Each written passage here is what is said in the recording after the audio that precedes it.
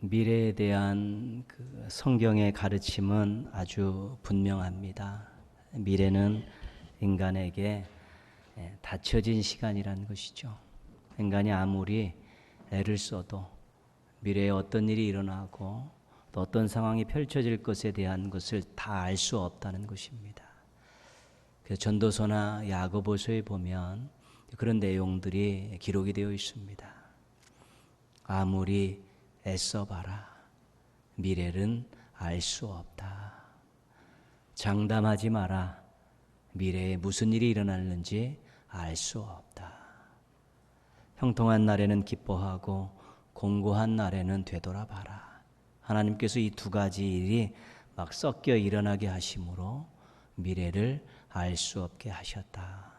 그래서 미래에 대한 그 일들이 우리 닫혀진 시간들이고 어떤 일이 일어날지 정확히 온전히 다 알 수 있는 사람은 하나도 없습니다. 그럼에도 불구하고 미래를 알고자 하는 욕망들은 멈추지 않죠. 어떤 과학적인 데이터를 가지고 미래를 예측하지만 변수가 많습니다. 그리고 인간의 지식에 한계가 있고 능력에 한계가 있습니다. 그래서 무언가 조금 예측하는 것 같지만 우발적인 일, 알 수 없는 일들이 막 생겨나기 때문에 당황할 수밖에 없고 또 뭐 그런 일들에 대해서 정확히 완전히 안다고 이야기할 수 있는 사람은 아무도 없습니다. 비가 온다고 더위가 온다고 예보를 했지만 이렇게 많은 비가 쏟아질 거 예측할 수 없어요. 자연이라는 것, 이 세상이라는 것은 그만큼 변수가 많고 그만큼 너무 가변적이기 때문에 누군가가 어떤 일이 일어날 것이고 어떻게 될 것이라고 예측은 할 수 있어도 정확히 맞출 수는 없습니다. 영적인 능력을 가지고 있다고 미래를 점치는 그런 종류의 사람들이 있습니다. 점을 쳐서 인간의 미래를 맞추고 그 일들에 대해서 해결점을 제시한다는 것이죠. 구약 성경에서는 이런 사람들을 다 돌로 쳐서 죽이라고 말하고 있습니다. 하나님의 섭리를 부정하기 때문에 그렇습니다. 인간들을 운명론에 묶어놓기 때문에 그렇습니다. 네 인생은 이거다 이야기할 수 없습니다. 하나님께서 어떻게 사랑하시고 역사하시고 인도하시느냐에 따라서 인생이 얼마든지 바뀔 수 있는데 그 하나님의 섭리를 묶어놓고 그 위에서 인간을 운명론 쪽으로 만들어가는 것이기 때문에 하나님께서 절대로 허락하시지 않습니다. 만약에 사람이 한 사람의 미래를 다 알 수 있고 정확히 예견할 수 있다면 행복하지 않은 사람이 어디 있습니까? 다 문제를 다 풀어갈 수 있는 것이지. 그러나 어떤 부분의 한 부분에 있어서 그 부분에 조금의 또 알문이 있을 줄 몰라도 인간의 미래에 대해서 온전히 알고 거기서 닥치는 일들에 대해서 해결점들을 제시할 수 있는 능력을 가진 존재는 이 땅에 없습니다. 하나님께서 관여하는 시간이 미래이고 하나님이 인도하시는 시간, 섭리하는 시간이 미래이기 때문에 그렇습니다. 마태복음 23장 36절에 우리에게 미래에 대한 큰 교훈을 주고 있는 말씀이 있는데요. 그러나 그날과 그때는 아무도 모르나니 하늘의 천사들도 아들도 모르고 오직 아버지만 아시느니라. 예수님이 다시 오시는 것은 우리에게 너무 중요한 사건입니다. 예수님 다시 오시면 우리 인생이 이제 정말로 영생복락을 누린 인생으로 바뀌고 우리가 억울함들이 다 풀어지는 그날이기 때문에 예수님 오시는 그날은 너무도 중요합니다. 그런데 하나님께서 하나님 외에는 아무도 모르게 하신 것입니다. 왜 그러셨을까요? 유익하시게 하기 위해서 그런 것입니다.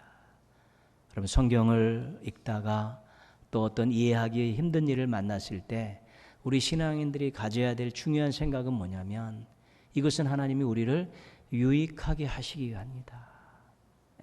하나님이 우리를 사랑하시기 때문에 유익하게 하시기 위해서 이해할 수 없는 일들이 벌어지고 때로는 힘든 일이 벌어지는 것이다. 하나님이 우리를 유익하게 하시기 위해서 그런 것이라는 확신만 가지고 있으면 금방 새로운 미래를 맞이할 수 있게 되는 것입니다.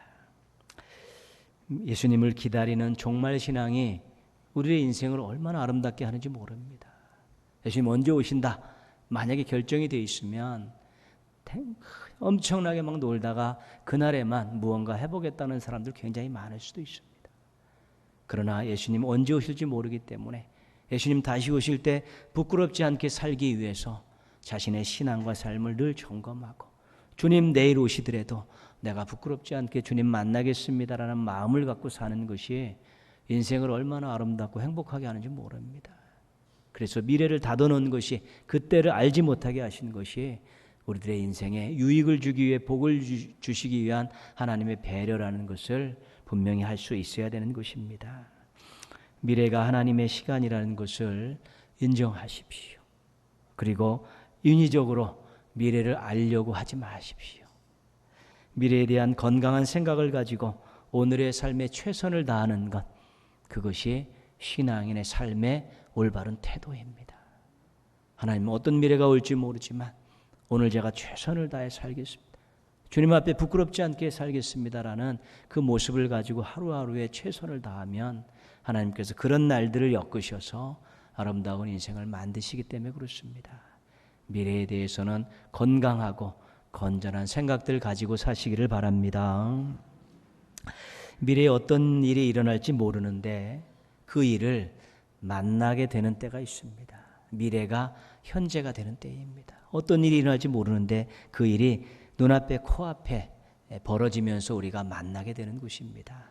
그때는 어떻게 해야 되는가? 이것이 오늘 드리고자 하는 말씀의 핵심 내용입니다. 오늘 말씀에서 신앙적인 교훈을 찾으려고 합니다. 오늘 말씀은 출애굽 사건 이후에 있었던 가장 큰 어려운 문제, 위기, 장애물에 대한 이야기입니다. 하나님께서 이스라엘 백성들을 모세의 지도하에 애굽을 떠나게 하시고 이제는 구름기둥과 불기둥으로 그들을 인도하셨습니다. 그러다가 도착한 곳이 어디냐면 홍해입니다. 홍해에 도착하셨고 하나님께서 장막을 칠하는 곳에 장막을 딱 쳤는데 뒤돌아보니까 애굽의 막강한 군대들이 또 엄청난 무기를 가지고 지금 이스라엘 백성들을 다시 잡으러 오는 것입니다. 앞에는 홍해고 뒤에는 애굽 군대입니다. 진퇴양난의 그런 상황입니다. 물에 빠져 죽느냐 칼에 맞아 죽느냐라는 지금 위기 상황을 만난 것입니다. 문제를 만났고 장애물에 부딪힌 것입니다. 처음에 애굽을 나올 때는 그들의 마음이 너무 좋았습니다.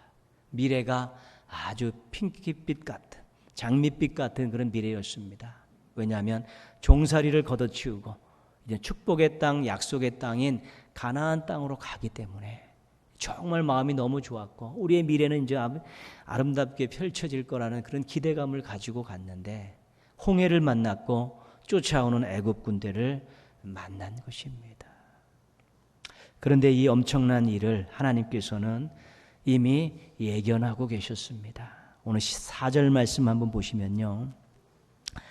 내가 바로의 마음을 완악하게 한즉 바로가 그들의 뒤를 따르리니 내가 그와 그의 온 군대로 말미암아 영광을 얻어 애굽 사람들이 나를 여호와인 줄 알게 하리라. 하나님께서 바로의 마음을 알고 계셨기 때문입니다. 바로의 마음은 어떤 마음이냐면 하나님의 능력 때문에 할 수 없이 항복해서 이스라엘 백성들을 가는 것을 허락했지만 아직도 미련이 있는 것입니다. 그 많은 인력을 노동력으로 환산하면 국가에 엄청난 이득이 되기 때문에 그렇습니다. 그래서 내가 강압적으로 어쩔 수 없이 보냈지만 기회가 된다면 다시 데려오고 싶고 다시 잡아오고 싶다라는 그 마음이 바로의 마음입니다. 그래서 하나님께서 어떻게 하셨냐면 완악하게 하셨다 그렇게 말해요. 완악하게 하셨다는 말은 그대로 놔두셨다는 것입니다. 그대로 놔뒀다. 그 마음, 악한 마음 먹은 그대로, 그 마음 먹은 대로 행할 수 있도록 하나님께서 그냥 내버려 두셨다는 것입니다. 그냥 놔두니까 바로의 악한 마음이 작동을 하고 그가 군대를 보내서 이스라엘 백성들을 다시 잡아오려고 지금 몸부림을 치고 있는 것입니다. 권력에 취하고 이익의 마음을 빼앗기면 대부분 브레이크를 잃어버린 경우들이 많습니다. 이게 완악하게 하면 그렇게 되는 것입니다. 권력에 취했을 때 앞뒤 돌아보지 않고 그것 미쳐 살고요. 이익에 빠지면 그것 놓지 않으려고 아주 몸부림치는 모습들이 생겨나지요. 정의를 외치기도 보고 정의가 이루어지길 원하지만 자신의 이익 앞에서는 속수무책입니다. 사랑하고 살고 서로 섬기며 따뜻한 세상을 만들자는 그때는 동의하지만 자신의 이익 앞에는 그것도 물거품처럼 사라지는 것입니다. 사람 목숨이 중요하다고 생각하지만 자신의 이익을 더 가치 있게 생각하는 것입니다. 세상이 잘 변화되지 않는 중요한 원인 중에 한 가지가 이런 것입니다. 정의로운 세상을 만듭시다. 또 세상을 사랑으로 따뜻하게 만들어 갑시다. 사람을 존중히 여기며 삽시다라고 생각하고 말하는 사람들이 무진장 많습니다. 그러나 막상 자신의 이득과 결부되어서는 절대로 손해보려고 하지 않습니다. 희생하려고 하지 않습니다. 챙기려고 하고 있습니다. 그렇기 때문에 변화가 쉽게 일어나지 않는 것입니다. 그래서 어떤 권력이나 이득의 마음 빼앗겨서 다시 돌아서지 못하고 브레이크 없이 막 가게 될 때 심각한 것입니다. 하나님께서 완악하게 하신 것입니다. 방치하신 것이고 유기하신 것입니다. 어떻게 보면 그것은 심판이라고 할 수 있는 것입니다. 만약에 자기가 이기적으로 사는데 고민이 생기고 갈등이 생기고 말리는 사람이 있으면 그것은 은혜입니다. 죄를 지을 수 있는 상황에서 고민이 생기고 갈등이 생기고 뭐라 하는 사람이 있으면 그것은 은혜입니다. 양심이 작동하고 말씀이 생각나고 자신이 한심해 보이는 일이 있으면 그것은 은혜입니다. 왜냐하면 하나님께서 간섭하시기 때문에 그렇습니다. 그러면 안 돼. 그렇게 살면 안 돼. 그런 마음 가지면 안 되라고 하나님께서 간섭하시면 고민도 생기고 갈등도 생기고 주변에 그것을 만류하는 사람도 생기는 것입니다. 자신의 삶에 누군가 자신의 안 좋은 점을 전혀 진심을 가지고 기도하는 마음을 가지고 이야기하는 사람이 있으면 좋은 친구입니다. 근데 자신이 막으로 이익에 휩싸여서 비신앙적인 방법으로 막 그렇게 살아가는데도 옆에서 아무 말도 안 하고 잘한다 잘한다 잘한다 그러면 좋은 친구 아닙니다. 무언가 간섭하는 것은 사랑이 있기 때문에 간섭하는 것입니다. 죄를 지을 상황에서 이기적으로 사는 자리에서 완악이 아니라 간섭을 받으셨으면 좋겠습니다. 하나님과의 관계를 돈독히 하셔서 인생에서 늘 하나님의 간섭받는 아름다운 일들 많이 경험하시기를 바랍니다. 하나님께서는 애굽에게 본때를 보여주고 싶으셨습니다. 이런 진퇴양난의 상황을 만났는데 이스라엘 백성은 하나님께서는 이 상황을 가지고 애굽 사람들에게 본때를 보이고 싶으셨습니다. 오늘 4절 말씀 뒷부분에 보시면요. 애굽 사람들이 나를 여호와인 줄 알게 하리라. 그렇죠?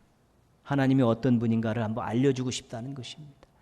자신들이 섬기는 신보다도 훨씬 위대하신 하나님, 애굽 왕 바로보다도 비교할 수 없이 능력이 많으신 그런 하나님이심을 보여주고 싶으셔서 하나님께서 바로의 마음을 완악하게 하셔서 이런 상황을 만드셨습니다.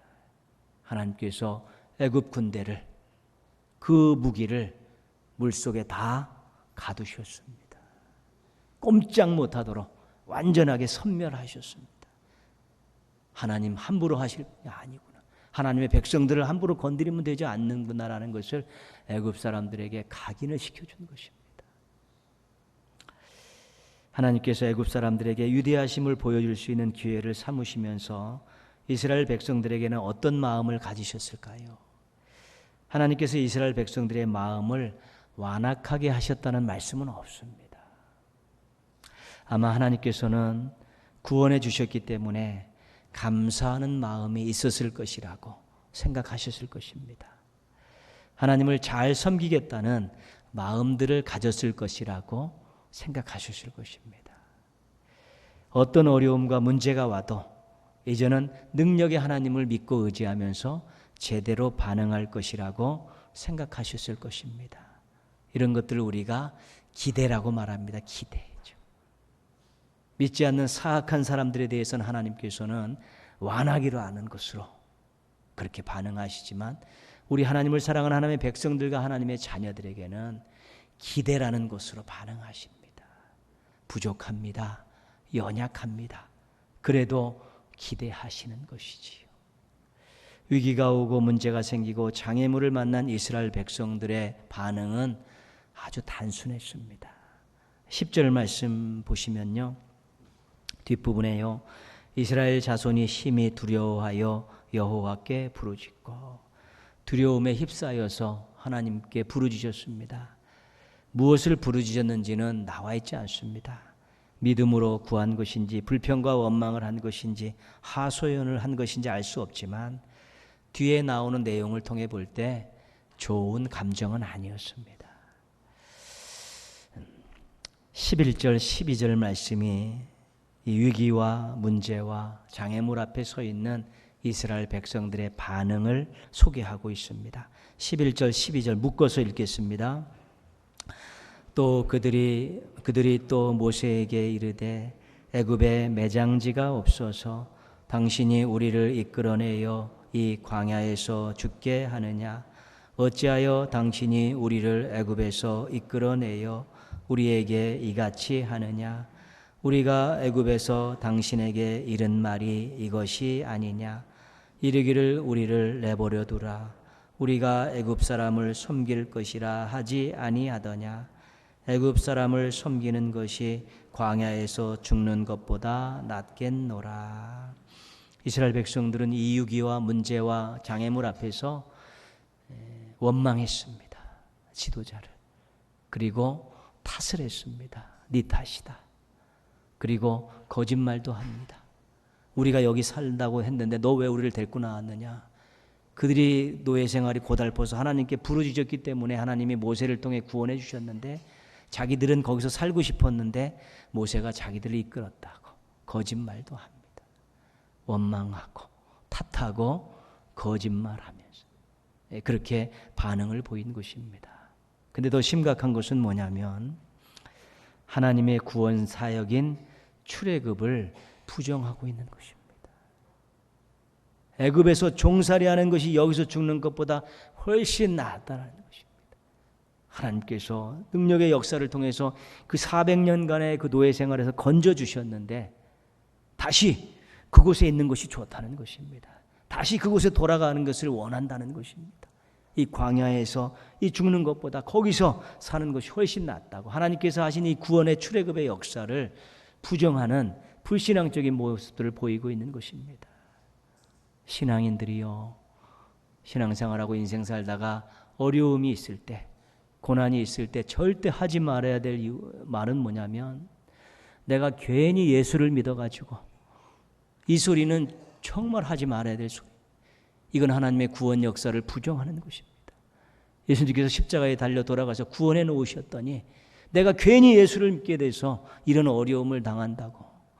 어려움을 당할 때 원망하고 탓할 수 있습니다.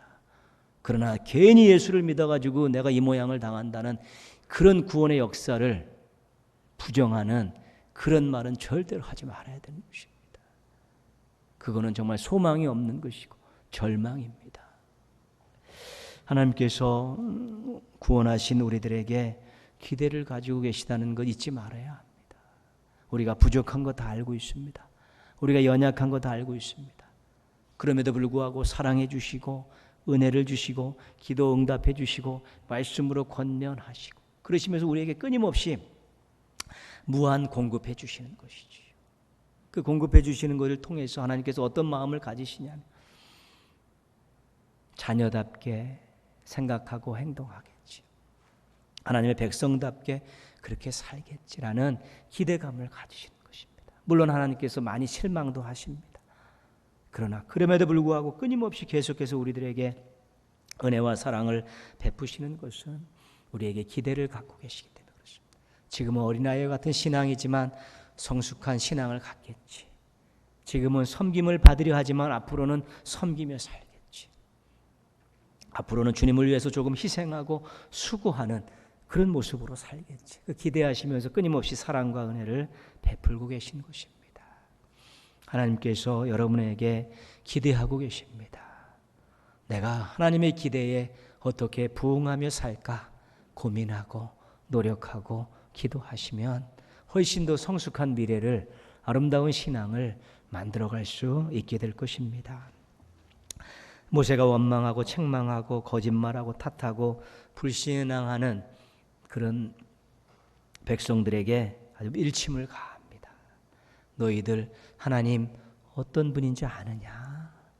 너희들 절대로 이러한 위기와 문제와 장애물 앞에서 이런 태도 보이면 안 된다. 이런 반응을 보여야 된다. 그것을 가르쳐주고 있는 것입니다. 13절 14절이 하나님께서 원하시는 위기 앞에서의 반응입니다. 같이 읽겠습니다. 모세가 백성에게 이르되 너희는 두려워하지 말고 가만히 서서 여호와께서 오늘 너희를 위하여 행하시는 구원을 보라. 너희가 오늘 본 애굽 사람을 영원히 다시 보지 아니하리라. 여호와께서 너희를 위하여 싸우시리니 너희는 가만히 있을지니라. 아멘. 13절 14절에 동일하게 나오는 표현을 여러분 기억하셔야 됩니다. 너희를 위하여, 너희를 위하여. 하나님 어떤 분이시지 않으냐? 너희를 위하여 구원을 베푸신 분이다. 하나님은 어떤 분이시지 않으냐? 너희를 위하여 싸우시는 분이다. 그거를 잊지 말라고 가르쳐주는 것입니다. 하나님이 그냥 존재하시는 분이 아니라 바로 너희를 위해서 존재하시고 너희를 구원하시고 너희를 위해서 싸우시는 분이다라는 것을 다시 한번 일깨워주는 것입니다. 하나님은 너희들 편이다. 하나님은 너희를 도우시는 분이다. 이거를 지금 다시 한번 확인시켜 주는 것입니다. 하나님은 너희들 편이로서 너희를 도우실 수 있는 능력을 가지고 계신 분임을 잊지 말라. 그렇기 때문에 전능하신 하나님이 같은 편이니 두려워하지 않아도 된다. 하나님이 어떻게 도와주시는지 믿음으로 지켜보면 된다. 어떻게 해보겠다고 섣불리 나서지 말고 하나님 믿고 의지하며 가만히 지켜보는 것도 필요하다 말씀하고 계신 것입니다. 위기 상황에서 문제 앞에서 장애물을 만났을 때 제대로 반응하라는 것입니다. 불평하고 원망하고 탓하고 꽁수 부리고 불신앙적인 언사를 하는 것들은 안 된다는 것입니다. 그런 반응 가지고는 그 문제를 넘어설 수 없다는 것이고 그 장애물을 돌파할 수 없고 그 위기 상황에서 정말로 새로운 미래를 바라볼 수 없다는 것입니다. 하나님이 같은 편이고 하나님께서 도와주신다는 믿음을 가지고 그런 믿음을 가지고 지켜보고 또 가만히 있고 하나님께서 어떻게 역사하시는가를 바라볼 수 있는 그러한 의연한 반응들이 있어야만이 위기와 문제와 장애물들을 뛰어넘을 수 있다는 것입니다.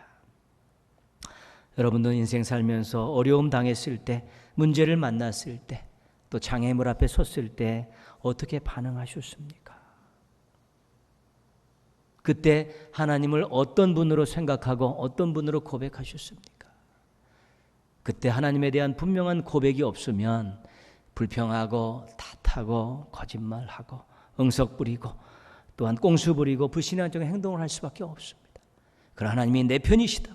하나님 나를 도와주시는 분이라는 확실한 믿음이 있으면 믿음으로 기다리고 기도하고 기다리고 꽁수 부리지 않고 또 하나님께서 원하시는 또 주신 능력과 지혜를 가지고 해야 될 일 하면서 그 상황을 잘 극복할 수 있는 것입니다. 찰스 스윈돈이라는 복음주의 목사님이 계십니다. 이분이 이런 말씀하십니다. 인생의 10%는 당신에게 일어나는 일이고 90%는 당신이 그것에 어떻게 반응하는가입니다.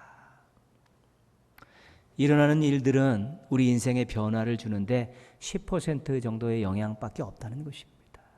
그러나 그 문제에 어떻게 반응하느냐가 인생의 90%를 바꿀 수 있다는 것입니다.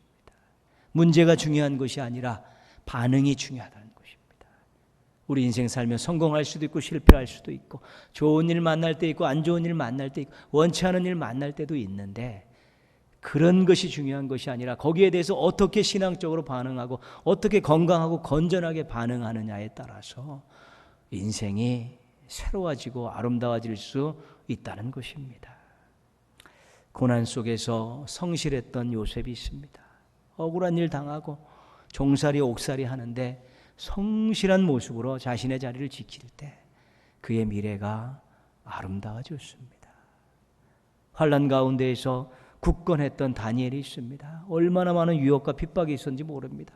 그러나 하나님에 대한 신앙을 굳건히 지켰을 때 하나님께서 그를 높여주셨습니다. 유라굴로라는 광풍을 만나서 배가 깨져서 다 죽게 됐을 때 오직 한 사람, 그 사람들을 위로하고 격려하며 소망을 주었던 한 사람, 바울을 생각해 봅니다. 동일한 폭풍 속에 동일한 배에 타고 있었지만 하나님에 대한 확실한 믿음을 갖고 있었기 때문에 나머지 사람들을 위로하고 소망을 줄 수 있었고 그들을 다 구원할 수 있었고 자신도 무사히 로마에 도착해서 복음을 전할 수 있게 된 것입니다. 어려운 일들이 많은 때입니다. 코로나19도 어렵고 물난리도 우리의 마음과 몸을 편치 않게 하고 앞으로도 인생 살면서 어려운 일들은 늘 우리 앞에 있게 될 것입니다. 그러나 그러한 일들이 알지 못하는 일들이 우리 앞에 다가오는 것이 중요한 것이 아니라 어떻게 반응하느냐가 중요하다는 것 기억하십시오. 그래야 우리가 아름다운 미래를 맞이할 수 있게 되는 것입니다. 하나님은 내 편이시다. 하나님 나를 돕는 분이시다. 하나님이 어떻게 해결하시는가 믿음의 눈으로 지켜보겠다.